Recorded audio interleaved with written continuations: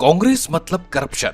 अब जहाँ कांग्रेस होगी वहाँ करप्शन तो होना तय है, तभी तो आईएनसी का मतलब ही है Indian National Corrupt Party. Congress राज में लूट की छूट तो मानो 12 महीने लगी रहती थी। हर कोई भ्रष्टाचार के सागर में गोते खाने को लालायित रहता था। फिर वो मंत्री हो या संतरी, सभी भ्रष्टाचार के नित नए रिकॉर्ड कायम करने में लगे रहते थे।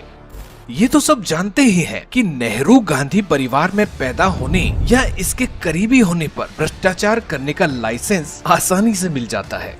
वर्तमान में भ्रष्ट कांग्रेस पार्टी की ड्राइविंग सीट पर भले ही राहुल गांधी बैठे हों, लेकिन एक समय था जब भ्रष्टाचार की लाइसेंसधारी सोनिया गांधी की सरपरस्ती में उनके दामाद प्रियंका गांधी के पति और राहुल बाबा के जीजा जी रॉबर्ट वाड्रा ने एक के बाद एक जमीन घोटाले किए, मनी लॉन्ड्रिंग की, और देखते ही देखते रॉबर्ट वाड्रा एक आभूषण व्यापारी से गांधी कनेक्शन के चलते अरबपति बन बैठा।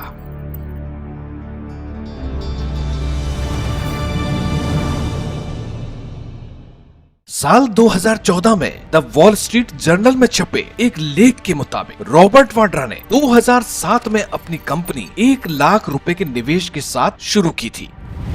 कंपनी के जरिए 2012 में वाड्रा ने $12 मिलियन यानी तब के हिसाब से 72 करोड़ रुपए से ज्यादा की प्रॉपर्टी बेची।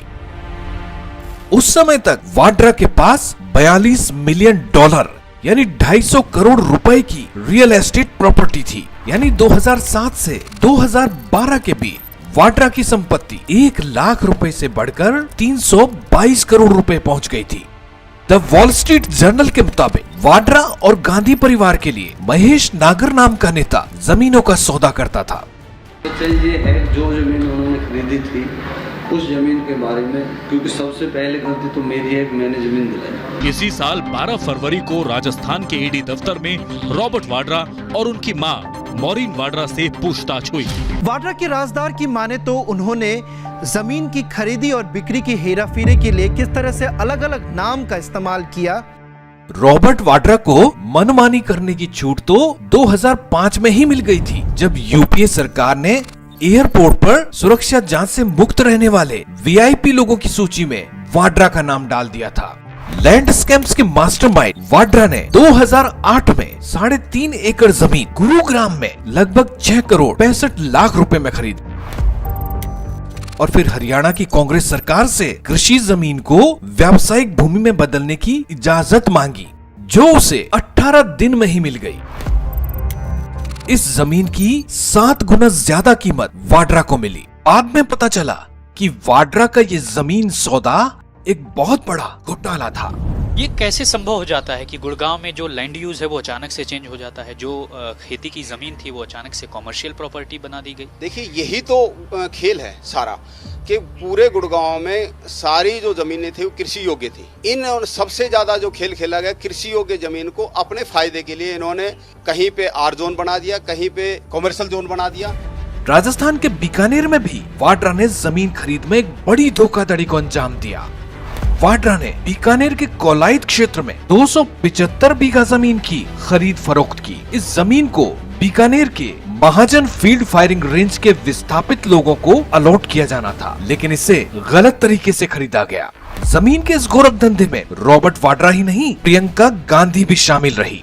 मीडिया रिपोर्ट्स के मुताबिक प्रियंका ने 28 अप्रैल 2006 को हरियाणा के फरीदाबाद जिले के अमीरपुर गांव में 5 एकड़ कृषि भूमि 15 लाख रुपए में खरीदी थी। उसी जमीन को प्रियंका ने करीब 4 साल बाद 17 फरवरी 2010 को जमीन के मूल मालिक HL पाहवा को 84 लाख रुपए में बेच दिया।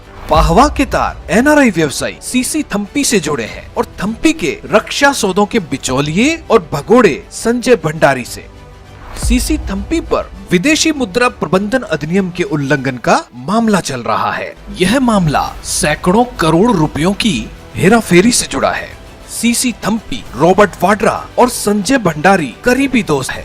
ये तो थी बहना और जीजा की कहानी। इस कहानी में सस्पेंस थ्रिलर की तरह एंट्री होती है राहुल गांधी की, और इन सब कड़ियों को एक सूत्र में पिरोने वाला और कोई नहीं HL पाहवा ही है। HL पाहवा से ईडी ने कुछ फाइल्स जब्त की थी, जिससे पता चला कि राहुल गांधी ने हसनपुर पलवल में 6.5 एकड़ जमीन खरीद रखी है। दलालों और घोटालेबाजों के साथ व्यापारिक रिश्ते कायम रखने वाले राहुल गांधी इसी वजह से विदेश में जाकर भारत को बदनाम करते हैं, ताकि वे अपने घोटालेबाज मित्रों को बचा सकें। चलिए अब वापस रॉबर्ट वाड्रा के काले कारनामों की तरफ चलते हैं। प्रियंका गांधी के पति रॉबर्ट वाड्रा के तार यूपीए शासनकाल में 2005 में हुए रक्षा सौदों और 2009 में हुई पेट्रोलियम डील से भी जुड़े हैं। लंदन में वाड्रा की कई बेनामी संपत्तियां हैं। एक संपत्ति लंदन के 12 ब्रायनस्टन स्क्वायर में है, जिसे भगोड़े रक्षा दलाल संजय भंडारी ने 16 करोड़ 80 लाख रुपए में खरीदा था। इसकी मरम्मत पर 62 लाख रुपए खर्च करने के बाद भंडारी ने 2010 में 16 करोड़ 80 लाख में ही इसे वाड्रा के नियंत्रण वाली फर्म को दे दिया था। 2009 में हथियारों के एक विवादित सौदेबाज ने लंदन में रॉबर्ट वाड्रा को बेनामी घर खरीद कर दिया। इस घर का पता बताया गया है 12 एलर्टन हाउस, ब्रायनस्टन स्क्वायर, लंदन। इस घर को 19 लाख पाउंड यानी करीब 19 करोड़ रुपए में खरीदा गया। ऐसा आरोप है कि यह सौदा अक्टूबर 2009 में हुआ और जून 2010 में इसे बेच दिया गया। सोचिए, एक छोटा सा कारोबारी रॉबर्ट वाड्रा गांधी परिवार का हिस्सा बनते ही अरबपति कैसे बन गया? आखिर किसने रॉबर्ट वाड्रा को जमीन बेचने के साथ ही देश बेचने का भी लाइसेंस दे दिया? सोचिए, अगर कांग्रेस ही सत्ता में रहती तो देश को कितना नुकसान होता। इस देश के युवाओं को इस बात को समझना होगा कि कैसे साल 2014 के बाद से काले धन को लेकर, बेनामी संपत्ति को लेकर मोदी सरकार ने मिशन मोड पर एक्शन शुरू किया। तब जाकर इन जैसे भ्रष्टाचारियों पर लगाम लग पाई। इस देश के हर नागरिक को यह समझना होगा कि जहां भ्रष्टाचार होता है वहां युवाओं को उचित अवसर नहीं मिलते, क्योंकि भ्रष्टाचार प्रतिभा का सबसे बड़ा दुश्मन होता है और यहीं से भाई भतीजावाद, परिवारवाद को बल मिलता है। जब भाई भतीजावाद और परिवारवाद बढ़ता है तो समाज का, राष्ट्र का सामर्थ्य कम होता है, और जब राष्ट्र का सामर्थ्य कम होता है तो विकास प्रभावित होता है। अब ये देशवासियों को तय करना है कि उन्हें भ्रष्टाचार में पनपे परिवारवादी चाहिए या विकासवादी राष्ट्रभक्त।